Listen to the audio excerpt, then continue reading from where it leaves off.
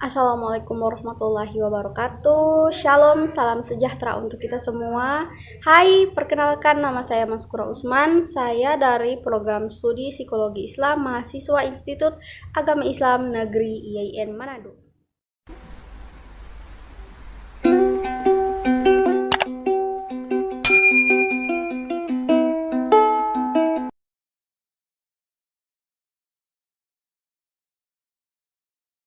Oke, berhubung dengan saya sedang melaksanakan ujian tengah semester pada mata kuliah Pancasila, saya ditugaskan untuk memaparkan hasil jawaban saya beserta dengan soal-soal yang saya pilih melalui presentasi video. Oke, soal yang pertama dari ketujuh soal yang saya pilih, yaitu yang pertama pada nomor 1 tentang bagaimana tanggapanmu terhadap orang yang Pancasialis dan sering bertentangan dengan ketentuan agama. Nah, orang yang Pancasialis tetapi sering bertentangan dengan agama itu tidak bisa dikatakan sebagai orang Pancasialis. Karena kenapa?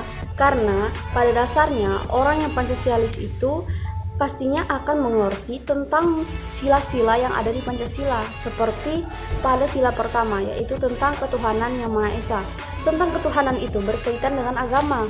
Nah, kalaupun dia seorang Pancasialis, pastinya dia bisa menempatkan tentang di mana dia menempatkan antara Pancasila dan bagian agama yang dianutnya. Jadi, di sini saya mengatakan bahwa seseorang Pancasialis yang tentunya bertentangan dengan ketentuan agama tidak bisa disebut dengan seorang Pancasialis karena dia tidak mengamalkan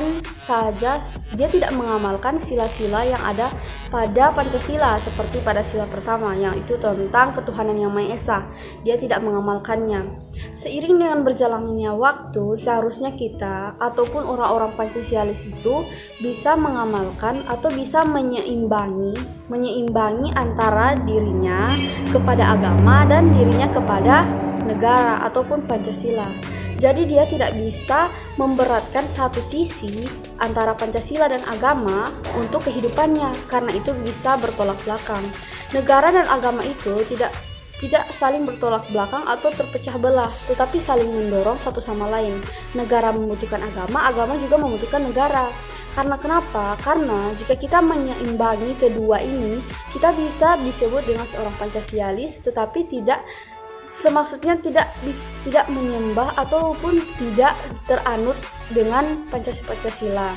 Akan tetapi kita juga bisa tahu tentang bagaimana dasar negara itu dan bagaimana kita memperlakukannya. Tidak luput dari hal itu, kita juga bisa menempatkan waktu kita di mana pegangan agama kita itu tidak keluar dari dasar-dasar yang sudah kita dalami. Jadi kita sebagai manusia itu harus menyeimbangi antara negara dan agama, karena bisa diketahui secara pasti orang-orang yang Pancasialis pastinya tentu bisa menempatkan bagian porsinya antara negara dan agama. Oleh karena itu, apabila ada seorang Pancasialis yang sering bertentangan dengan ketentuan agama, itu tidak bisa dikatakan seorang Pancasialis. Karena satu contoh yang konkret dalam pembahasan seseorang Pancasialis yang tidak bisa dikatakan karena sering bertentangan dengan ketentuan agama, pada Pancasila pertama, yaitu tentang ketuhanan yang Maha Esa, dia tidak bisa mengamalkannya, tapi dia tidak bisa menempatkan di mana postur kehidupannya di agama dan pada negara. Bagian nomor 2 yang saya pilih tentang sejarah munculnya Pancasila dan apa yang mendasari Pancasila itu harus ada di Indonesia. Nah, sejarah Pancasila itu berawal dari BPUPKI yang dimana pada tanggal 1 Juni 1945 Presiden pertama yaitu Insinyur Soekarno-Hatta mendasari atau mengumumkan tentang dasar negara Indonesia, yaitu Pancasila. Yang pertama itu dikenal dengan Piagam Jakarta yang diawasi oleh beberapa atau dilaksanakan pengawasan dan dikaji lebih dalam yang dimana kita sebut dengan Panitia 9. Nah, selain itu, apa yang mendasari negara Indonesia itu negara Indonesia itu harus ada Pancasila. Nah, di negara Indonesia harus ada Pancasila karena kenapa? Karena seiring dengan berdasarkan berjalannya waktu itu Indonesia harus ada tentang dasar negara. Karena kenapa? Karena jika Indonesia tidak memiliki dasar negara, bangsa-bangsa Indonesia dengan kepribadiannya tidak akan terbentuk. Seperti tentang suku, budaya, bahasa, itu pun kan di Indonesia itu berbeda-beda. Jadi kita harus memiliki dasar negara agar bisa menyatukan antara suku, bangsa, ataupun bahasa-bahasa yang ada di berbagai negara Indonesia. Nah, soal yang ketiga yang saya pilih itu yaitu mengapa negara Indonesia tidak menganut paham liberalisme ataupun komunisme seperti negara Amerika atau Cina yang sudah maju. Nah, tentang liberalisme dan komunisme itu tidaklah cocok digunakan pada bagian negara Indonesia. Karena kenapa? Bisa kita ketahui komunisme itu dia tidak cocok dengan paham komunisme karena menolak adanya hak pribadi. Jadi hak-hak pribadi itu tidak ditentukan dan tidak bisa dilakukan semena-menanya sebagaimanapun kita. Sementara di Indonesia itu hak tentang manusia itu dilakukan dengan beberapa waktu. Walaupun hak-hak itu memiliki keterbatasan dengan hak-hak orang lain, akan tetapi hak tentang manusia itu di Indonesia diterapkan. Sementara di bagian paham komunisme ini tidak menerapkan tentang bagaimana hak-hak yang ada atau kepemilikan seseorang. Nah, di sini mereka lebih menolak adanya tentang hak pribadi. Sementara itu, nah, di liberalisme itu kenapa tidak cocok dengan di negara Indonesia? Karena negara yang menganut tentang liberalisme itu yaitu adalah suatu negara yang dimana hak asasinya atau hak-hak pribadinya itu lebih meliputi negara, pemerintah ataupun agama. Sementara di Indonesia itu diletakkan bagaimana cara kita menganut hak-hak kita, meskipun hak itu masih sama seperti yang saya katakan tadi tentang macam-macam masih memiliki keterbatasan hak pemilikan, masih ada keterbatasan hak-hak orang lain. Tetapi di Indonesia itu hak-hak dan norma etika itu masih dilakukan dan tidak bisa dilakukan tentang sebagaimana cara paham liberalisme itu yang dimana sesuatu itu harus lebih tinggi dari pemerintah. Hak manusia itu lebih tinggi dari pemerintah maupun agama. Sementara di Indonesia sebagai orang yang beradab, sopan itu tidak bisa menggunakan paham liberalisme karena hak norma etika ataupun adab perilaku itu masih kepemilikan itu juga masih dilakukan beberapa bentuk dan tidak bisa mendasari sepenuhnya kepemilikan. Oke, kita lanjut pada nomor 4. Nomor 4 ini saya pilih yaitu tentang sebutkan dan jelaskan makna-makna simbol Pancasila dan bagaimana jika simbol padi dan kapas itu pada sila kelima dirubah menjadi sila kedua. Nah, terkait dengan pengertian tentang makna simbol Pancasila itu, yang pertama ada simbol sila pertama yaitu tentang bintang emas. Nah, bintang emas ini melambangkan sila pertama karena ketuhanan yang Maha Esa. Nah, bintang dan emas itu diartikan sebagai cahaya. Cahaya ini diartikan sebagaimana Tuhan yang merupakan cahaya bagi setiap manusia dan diartikan juga sebagai cahaya karena menyinari dasar negara. Selain itu, kita lanjut pada bagian 2 tentang sila kedua itu. Ada pada bagian ini terletak tentang bagian di mana sebutannya itu disebut dengan rantai emas. Nah, rantai emas ini merupakan simbol dari sila kedua, yaitu tentang kemanusiaan yang adil dan beradab. Nah, yang gambaran rantai emas itu ataupun gambaran rantai emas yang disusun itu dengan atas gelang-gelang kecil itu yang berwarna emas itu menandakan hubungan manusia antara sesama ataupun satu sama lain itu saling membantu. Nah, rantai Pada sila kedua ini terdiri dari mata rantai terbentuk segi empat dan lingkaran yang saling terkait membentuk lingkaran, dan mata rantai segi empat melambangkan laki-laki sedangkan lingkaran itu menggambarkan perempuan. Jadi pada rantai emas ini, pada sila kedua ini menggambarkan antara kita yang untuk disatukan atau menyatukan segala sesuatu yang ada di negara Indonesia. Selain itu, ada juga pada sila ketiga. Sila ketiga itu dilambangkan dengan pohon beringin. Pohon beringin ini melambangkan sila ketiga karena persatuan Indonesia. Pohon beringin ini juga memiliki akar tunggal. Nah, yang menunjang pohon besar di tubuh dan memiliki akar yang kuat menjalar di mana-mana, yang melambangkan sebagai negara kesatuan. Walaupun memiliki latar budaya belakang yang bermacam-macam di Indonesia, itu bisa menjadikan sesuatu yang menjadi persatuan dan menguatkan Indonesia. Oleh karena itu, kenapa dipakai pada sila ketiga ini pohon beringin? Karena pada dasarnya pohon beringin itu memiliki akar yang kuat, seperti dengan pada sila ketiga yang disebutkan tentang persatuan Indonesia. Selanjutnya itu pada simbol keempat atau makna keempat pada Pancasila itu ada kepala banteng. Kenapa kepala banteng? Yaitu karena kerakyatan seperti pada sila keempat itu yang dimana disebutkan kerakyatan yang dipimpin oleh hikmat, kebijaksanaan, dan kemusyawaratan perwakilan. Nah, di sini kenapa banteng digunakan sebagai lambang sila keempat? Karena ia merupakan hewan sosial yang suka berkumpul serta memiliki jiwa yang memiliki jiwa yang tinggi sehingga menjadi salah satu kawanan hewan yang kuat. Oleh karena itu, kenapa pada bagian sila keempat ini digunakan banteng ataupun kepala banteng?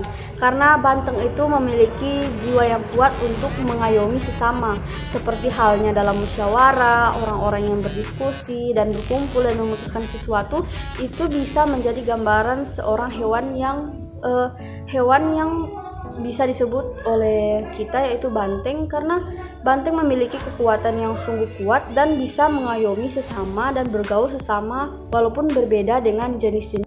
Nah, selanjutnya itu di sila terakhir yang sila kelima itu ada tentang padi dan kapas. Kenapa? Karena padi dan kapas itu memiliki seperti keadilan sosial bagi seluruh rakyat Indonesia, di mana keadilan sosial dan bagi seluruh rakyat Indonesia ini ditutuskan pada sila kelima. Nah, kenapa padi dan kapas melambangkan pangan yang sandang yang merupakan kebutuhan pokok semua rakyat Indonesia tanpa melihat status dan kedudukan. Nah, padi atau beras ini melambangkan juga makanan pokok masyarakat. Oleh karena itu, kenapa jika kebutuhan pangan dan sandang rakyat terpenuhi, maka baik secara Indonesia itu sudah bisa dikatakan sebagai negara yang makmur, dan secara keseluruhan pangan dan sandang itu wajib terpenuhi untuk seluruh rakyat. Lanjut di bagian tentang masih soal yang keempat tentang bagaimana jika pernyataan yang dimana padi dan kapas yang ada pada sila kelima itu dirubah menjadi bagian sila kedua. Nah, sebagaimana yang kita ketahui tentang bagaimana itu sila kelima, sila kedua, makna dari simbol banteng, makna dari simbol padi dan kapas itu sudah tidak bisa diubah. Jadi antara padi pada sila kelima dan diletakkan di sila kedua itu sudah tidak bisa karena sesuai dengan norma-norma atau aturan Pancasila, di mana makna dari simbol-simbol itu sudah memiliki porsi-porsi tertentu, sehingga kenapa diletakkan pada sila pertama, sila kedua, sila ketiga, karena mereka sudah memiliki makna dan simbol tertentu. Kenapa simbol-simbol itu diletakkan di situ? Jadi tidak bisa padi dan kapas itu dirubah menjadi simbol kedua, karena padi dan kapas tetap akan diletakkan pada sila kelima sesuai dengan bagaimana sila kelima itu berbunyi. Jadi tidak bisa dirubah. Sebagaimana dengan kita paham dasar negara itu bagaimana dan Pancasila itu bagaimana, cetusan yang dilakukan oleh para pahlawan-pahlawan terdahulu tentang merumuskan Pancasila, dan kenapa sampai simbol-simbol dan maknanya diletakkan di sila 1, 2, 3 itu semua diletakkan sesuai dengan makna dan porsi masing-masing sesuai dengan ketentuan dasar negara. soal yang terakhir, yaitu soal nomor 5 itu tentang, saya pilih tentang bagaimana pendapatmu jika bendera negara Indonesia itu yang dijunjung tinggi kemudian dibakar dan dirobek. Nah, apa tindakanmu yang akan saya lakukan ketika oknum-oknum yang tidak bertanggung jawab itu melakukan hal itu? Tentunya sebagai warga negara Indonesia, saya juga tidak terima atas tindakan yang dilakukan oleh oknum-oknum yang tidak bertanggung jawab itu. Semisalnya seperti membakar, merobek bendera Indonesia, itu tentunya saya tidak akan setuju dan tidak akan terima akan hal itu. Karena seperti yang kita lihat, terjadinya penjajahan di masa Indonesia itu sangatlah sulit, dan sedangkan menggambarkan atau mengibarkan bendera Indonesia pada saat masa-masa penjajahan itu tidaklah mudah. Sebagaimana dengan pahlawan-pahlawan kita yang terdahulu yang sudah menyelamatkan Indonesia dan merebut kemerdekaan Indonesia, itu sangatlah sulit. Oleh karena itu saya tidak terima tentang terkaitan dengan oknum-oknum yang melakukan sebuah perobekan atau pembakaran bendera Indonesia. Nah, sebelum itu juga saya akan melakukan tindakan identifikasi terkait dengan hal ini. Bagaimana kenapa sampai oknum-oknum tidak bertanggung jawab itu merobek dan membakar bendera Indonesia. Bisa jadi saja itu bisa menjadi sebuah kesalahpahaman sehingga oknum-oknum yang tidak bertanggung jawab itu merobek dan membakar bendera negara Indonesia. Nah, selain itu pula, apabila terjadi kesalahpahaman antara oknum-oknum ini dengan negara Indonesia, maka sebaiknya walaupun memang terjadi kesalahpahaman, saya tidak akan pernah membiarkan tentang tidak dituntut pemikiran hukum ataupun tidak dituntut dengan pelaksanaan hukum. Akan tetapi oknum-oknum yang tidak bertanggung jawab ini melakukan hal itu atau pelecehan negara, itu akan bisa saya tindak lanjuti melalui hukum-hukum yang ada di Indonesia. Walaupun itu pun bisa diidentifikasi nantinya, misalnya identifikasinya itu kesalahpahaman. Misalnya di negara Indonesia itu melakukan kesalahan pada oknum-oknum yang tidak bertanggung jawab ini. Oleh karena itu mereka marah dan robek dan membakar bendera negara Indonesia. Walaupun itu kesalahpahaman, akan tetapi namanya pelecehan negara Indonesia, namanya pelecehan negara itu tidak bisa dipungkiri dan harus ditindaklanjuti. Oleh karena itu di sisi sini saya mengambil pelajaran dan juga saya mengambil bagian penghukuman terhadap oknum-oknum yang tidak bertanggung jawab ini, karena walaupun itu kesalahpahaman, tapi pelecehan negara itu tidaklah baik dan sebaiknya dihukum walaupun kesalahpahaman. Dan di sisi lain juga itu walaupun misalnya itu kesalahpahaman, negara Indonesia haruslah lebih waspada dan tidak melakukan kesalahan-kesalahan tertentu agar tidak terjadi seperti hal yang misalnya contoh yang ini, robek dan dibakar oleh negara Indonesia. Akan tetapi apabila tidak ada kesalahpahaman dan oknum-oknum ini hanya mencari-cari celah ataupun merusak negara Indonesia, nah itu akan bisa saya lanjuti tindakannya, yaitu tindakan penghukuman ataupun penghukuman sesuai dengan pemerintah negara Indonesia, ketentuan hukum tentang pelecehan negara. Apabila juga ada kesalahpahaman, tetap akan saya tindakan yang akan saya lakukan itu tetap melakukan jalur hukum, karena namanya pelecehan negara Indonesia itu tidak akan baik. Nah, itulah sekian jawaban-jawaban dari saya. Lebih tepatnya jawaban saya ada di bagian PDF yang sudah saya ketik, dan itu saya sudah lampirkan di email. Terima kasih untuk dosen pengampu yang sudah memberikan kesempatan saya untuk melaksanakan tugas video ini pada ujian tengah semester. Sekian dulu. Wassalamualaikum warahmatullahi wabarakatuh. Bye bye.